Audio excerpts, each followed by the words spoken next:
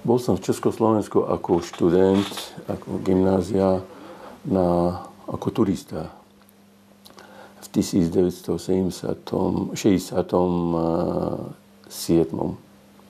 A bol som aj v Bratislave na 1 alebo 2 dní.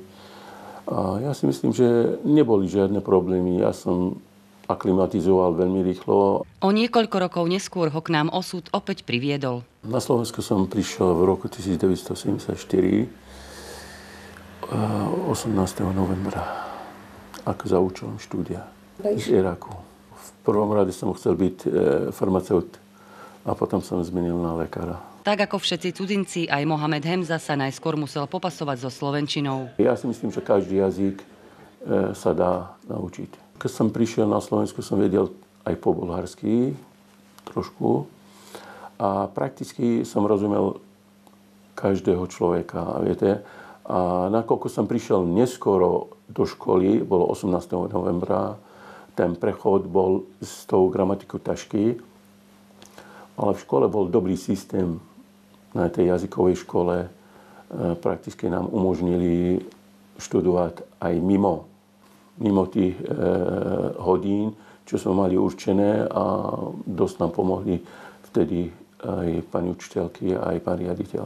Štúdium medicíny patrí bez pochyby k najnáročnejším odborom.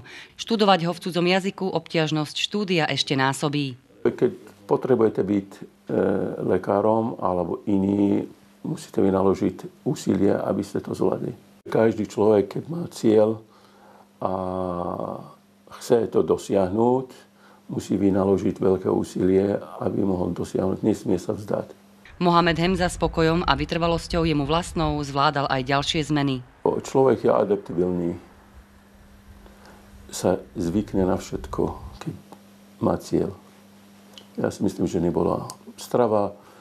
Je veľmi príjemná bola a varili nám na internáte v Sensi veľmi kvalitné jedlá a chutné. Ja som halušky, ako brinzové halušky klasické som jedol v Sensi a boli celkom fajn. Potom, keď som išiel na Mlynskej doline, ako v prvom ročníku medicíny, tam varili pre veľké množstvo ľudí. V Sensi nás bolo 60 žiakov, študentov a na Mlynskej doline varili asi pre 3000-4000 ľudí. Varili veľmi, by som povedal, niekedy špatné, niekedy dobré. A halušky som jedol tam, potom som, by som povedal, neobľúbil som ich, boli kapustové a petroko som nejedol. Až kým som išiel na jeden saláš pri Prešove a varil tiež halušky a boli veľmi chutné a ja osobne, ako mám rád halušky, jedávam ich pravidelné. Ja som prišiel k krajine, ktoré je v lete 50 stupňov a som išiel do krajiny, ktoré je minus 25. A som sa prispôsobil. Ja mám rád zimu viac ako teplo. Mohamed Hemza úspešne ukončil štúdium medicíny. Jeho odborom sa napokon stala dermatológia. Počas štúdia som zoznámil s terajšou pani manželkou a ja som išiel robiť v iných krajín.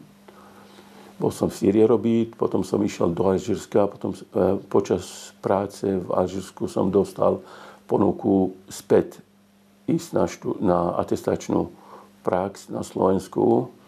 A potom, to bolo v 1983. Vtedy som sa rozhodol, že zostanem tu. Manželka vtedy mala dobrú robotu v Bratislave. A tu sa uvoľnil jedno miesto pre lekára a informovali ma pán nebohý docent Drgonec, že je v Boniciach je voľné miesto. Išiel som skúsiť a som zostal tu. Prievidzu som veľmi, by som povedal, obľúbil.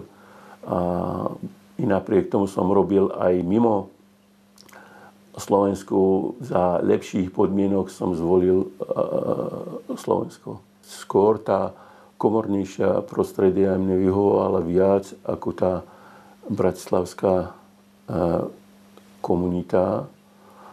Ja som tu stretol, keď som prišiel do Prievidze a do Bojny, som mal iba jedného spolubývajúceho z internátu, doktor Smolka. a iného som nepoznal a v priebehu, myslím, že pár mesiacov a rokov som zoznámil s viacerými priateľmi, ktorých vážim a ktorí mi vždy vyšli ako na pomoc a neľutujem to. Prividzu sa cítim ako doma. A aj tu doma je. Na Hornej Nitre by ste ťažko hľadali človeka, ktorý ho nepozná. Jeho ambulancia je vždy plná ľudí. Okrem svojej lekárskej praxe pracuje aj vedecky. Každý človek, ktorý robí v nejakom odbore, tá veda ide veľmi rýchlo dopredu a musíte sa naučiť nové veci. Aj keď je vychýreným odborníkom, jeho život nie je len o práci. Má rád prírodu a vidieť to aj v jeho ambulancii. Je plná kvetov a nádherných chrobákov a motýľov. Neviete, kam sa máte skôr pozrieť. Ja osobne mám veľmi blízky vzťah k športu. Odvtedy, čo som prišiel do Prievidze, som sa angažoval vo viacerých športových vetviach. Začal som ako pasívne, neskôr aktívne zapasenie, hádzanú, tenis som robil vždy. Robil som lekára, dobrovoľníka a robil som aj člen správnej rady a 14 rokov som sa obľúbil basketbal. Je to moje srdcová záležitosť. V Prievidzi basketbal je fenomén, by som povedal. Má veľkú podporu obyvateľov, aj mesta, aj podnikateľov, ktorí by som želal, aby podporovali viac. Od roku 2002 do dnešného dňa robím aktívneho funkcionára.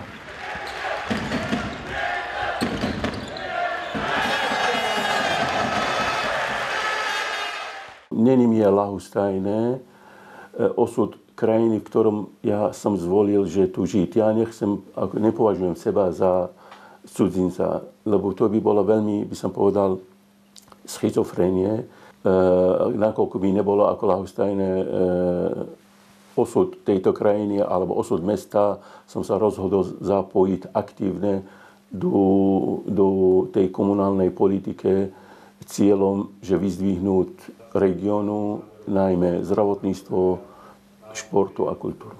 O hlasy voličov sa uchádzal v roku 2013 vo voľbách do vyšších územných celkov. Vo svojom obvode dosiahol 4. najlepší výsledok. Získal viac než 4 000 hlasov Hornonitranov. Ja im veľmi pekne ďakujem za dôveru, ktorú mi prejavili a dúfam, že ich nesklamem. Jeho pokojná a rozvážna povaha sa prejavuje aj v politike. V politike vždy existuje flexibilita a dohoda. Politika bez dohody sa nedá robiť. Radikálne riešenie, myslím, že nepatrí k politike. Radikálne riešenie iba súd môže rozhodovať.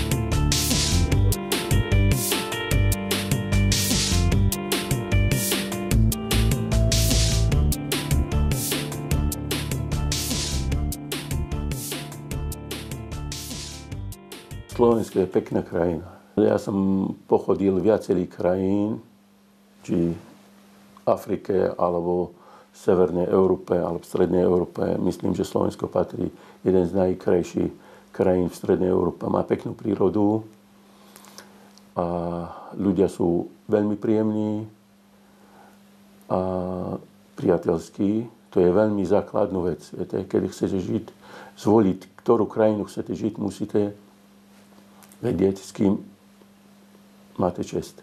A som zvolil, nakoľko Slováci boli, by som povedal, veľmi blízke ku mne a priateľskí, aj povahové sú veľmi príjemní a som preto zvolil. Slovensko má viacerých, by som povedal, pozitívnych črtov. Príroda, tu dobrosrdečnosť, pracovití sú ľudia a ja si myslím, že to je najpodstatnejšie v živote. Aby bol človek produktívny, čestný a priateľský.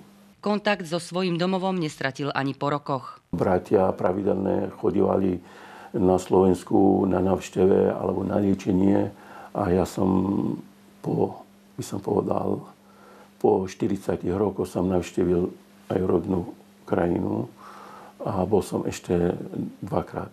Je to veľmi ťažké, viete sa, úplne prídete z iných.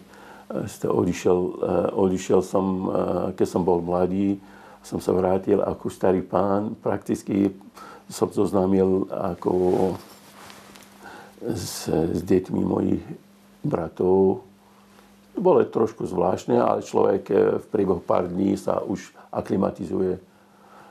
Není to ťažké, veď človek nemôže zabudnúť na pôvodu. V tom meste, kde bývam ja, tečie rieka Eufrát, je tam zelen, sa pestuje tam datle, obilie a je to pekné mesto. Každá krajina je pekná, každá rodná zem je pekná.